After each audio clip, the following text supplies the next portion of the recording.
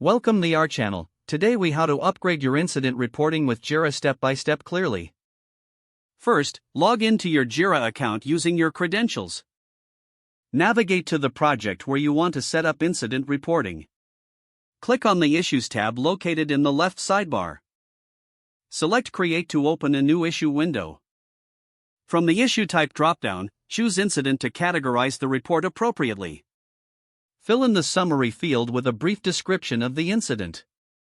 In the description box, provide a detailed account of the incident, including what happened and the impact it caused. Assign the incident to the appropriate team member or group responsible for handling it. Set the priority level based on the incident's urgency and impact. Add any relevant labels to categorize the incident correctly. If applicable, attach any documents or screenshots that support your report. Review all the entered information for accuracy. Click the Create button to submit the incident report. Now, navigate to the dashboard to monitor the status of your incident. Use filters to quickly access and view incidents based on priority, team, or status. Set up notifications to keep relevant stakeholders updated on any changes. Create custom dashboards to visualize incidents and track their resolution. Regularly review incident data to identify trends and areas for improvement. Consider integrating automation to streamline repetitive tasks in your incident reporting process.